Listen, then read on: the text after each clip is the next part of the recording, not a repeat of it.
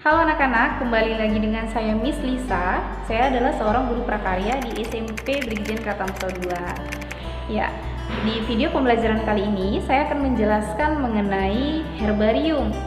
Apa itu herbarium? Herbarium adalah istilah pertama sekali yang dikemukakan oleh Tournefort pada tahun 1700. Nah, herbarium ini tepatnya ada di bab 3 di budidaya tanaman obat.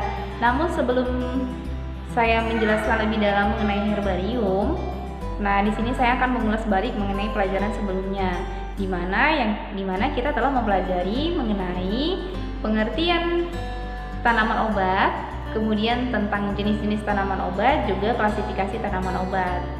Ayo, siapa yang masih ingat mengenai klasifikasi tanaman obat? Klasifikasi tanaman obat terdiri dari 7 jenis klasifikasi. Di antaranya, tanaman obat yang dapat dimanfaatkan dari daunnya, tanaman obat yang dapat dimanfaatkan dari bunganya, dari akar, dari batang, dari limpang, dan lain sebagainya. Oke. Kemudian, setelah kita mengidentifikasi mengenai jenis-jenis tanaman obat, kita beralih ke herbarium. Herbarium adalah suatu tumbuhan yang dikeringkan, kemudian ditempel ke suatu media dan dijadikan sebagai koleksi ilmiah.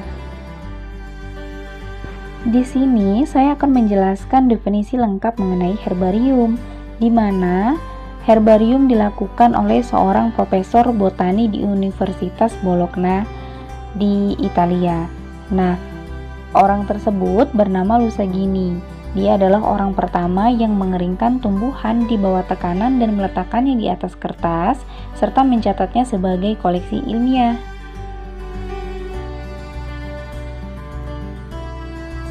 Jadi herbarium itu adalah suatu koleksi spesimen tumbuhan yang diawetkan dan digunakan untuk penelitian ilmiah. Nah, setelah kita mengetahui tentang pengertian herbarium, lalu apa sih manfaat herbarium?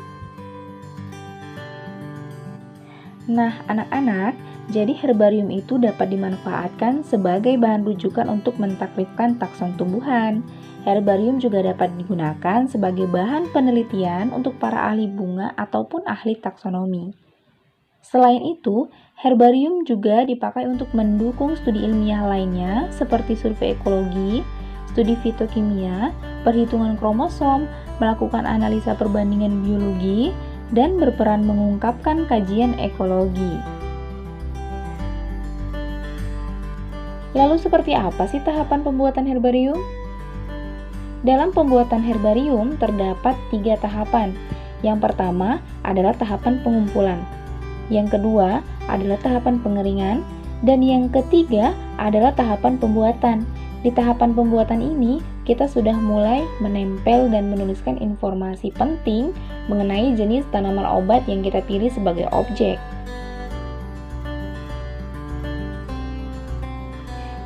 Namun jangan lupa, di dalam pemilihan objek, kita harus memperhatikan kelengkapan organ tubuhnya. Organ tubuh siapa sih? Ya, organ tubuh tumbuhan yang telah kita pilih sebagai objek. Nah, selain kita memperhatikan organ tubuhnya, kita juga harus memperhatikan jenis pengawetan apa sih yang perlu kita lakukan, kemudian mengenai penyimpanannya.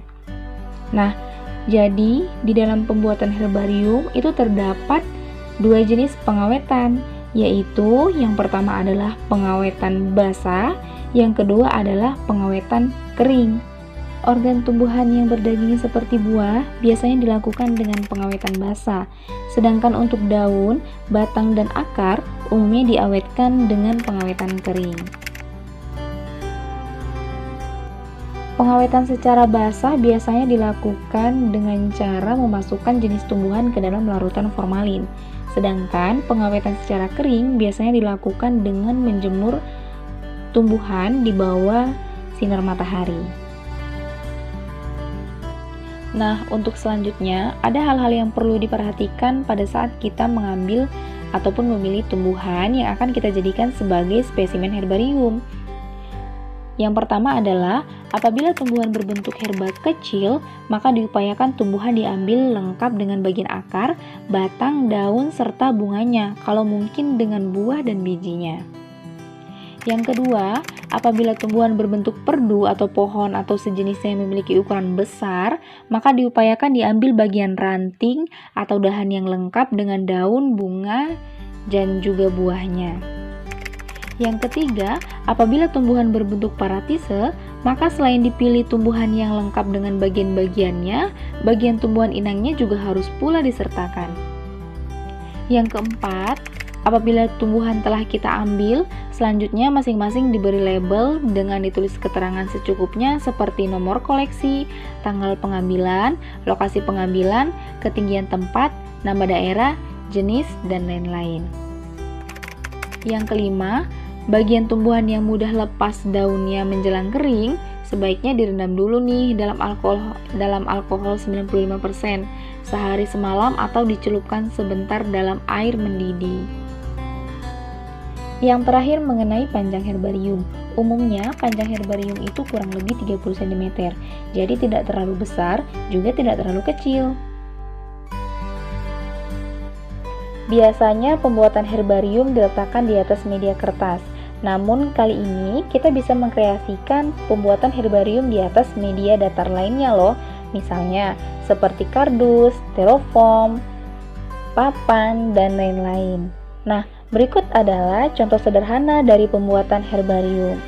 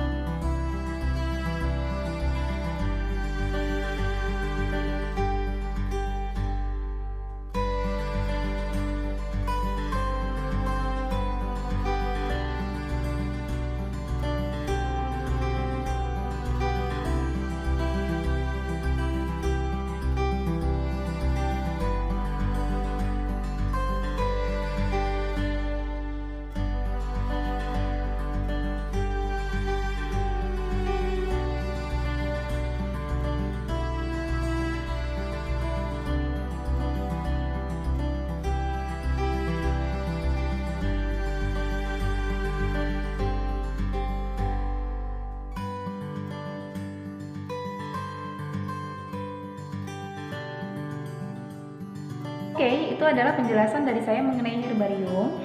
Jadi, untuk anak-anak semua bisa mempraktekannya di rumah sebagai koleksi ilmiah, juga sebagai tugas prakarya pada bab ini dari saya. Nah, sebelum saya mengakhiri pembelajaran, sekali lagi saya ingatkan kepada anak-anak semua, khususnya siswa-siswi SMP Brigjen Katamso 2, agar tetap di rumah membantu orang tua, jaga kesehatan, tetap semangat. Saya akhiri. Assalamualaikum, sampai jumpa, terima kasih.